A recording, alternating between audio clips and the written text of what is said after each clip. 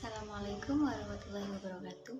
Perkenalkan, nama saya Ismi Fatmawati dengan NIM 21110104016. Di sini saya akan menceritakan cerita tentang Aji Saka. Pada dahulu kala, ada sebuah kerajaan bernama Medang Kamulan yang diperintah oleh raja bernama Prabu Dewata Cangkar yang puas dan suka memakan manusia. Setiap hari, sang raja memakan seorang manusia yang dibawakan oleh patih Jubul Muda. Sebagian kecil dari rakyat yang resah dan ketakutan mengungsi secara diam-diam ke daerah lain. Di dusun Medang Kawit, hiduplah pemuda yang bernama Aji Saka, yang sakti, rajin, dan baik hati. Suatu hari, Aji Saka berhasil menolong seorang bapak yang sedang dipukul oleh dua orang penyamun. Bapak tua yang akhirnya diangkat menjadi ayah oleh Aji Saka itu ternyata pengungsi dari Medang Kamulan. Mendengar cerita kebiasaan Prabu Dewata Cangkar yang buas, Aji Saka berniat menolong rakyat Medang Kamulan. Singkat cerita, Aji Saka tiba di Medang Kamulan yang sepi. Sementara di istana, Prabu Dewata Cangkar murka karena patih Jubul Muda tidak membawa korban untuk sang Prabu.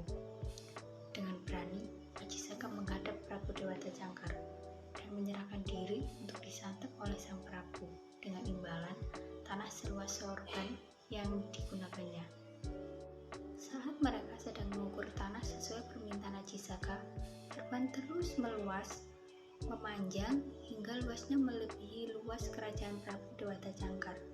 Prabu marah setelah mengetahui niat Aji Saka sesungguhnya.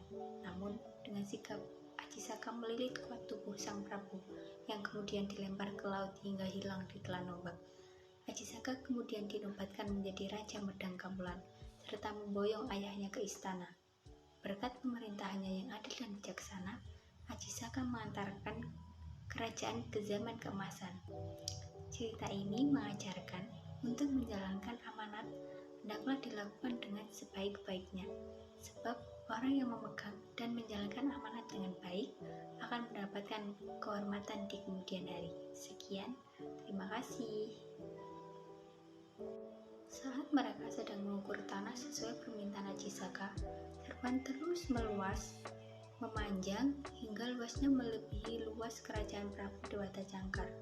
Prabu marah setelah mengetahui niat Aji Saka sesungguhnya. Namun, dengan sikap Aji Saka melilit kuat tubuh sang Prabu yang kemudian dilempar ke laut hingga hilang di telan ombak. Aji Saka kemudian dinobatkan menjadi Raja Medang Kamulan serta memboyong ayahnya ke istana. Berkat pemerintahannya yang adil dan bijaksana, Aji Saka mengantarkan kerajaan ke zaman keemasan. Cerita ini mengajarkan untuk menjalankan amanat hendaklah dilakukan dengan sebaik-baiknya, sebab orang yang memegang dan menjalankan amanat dengan baik akan mendapatkan kehormatan di kemudian hari. Sekian cerita dari saya. Terima kasih. Wassalamualaikum warahmatullahi wabarakatuh.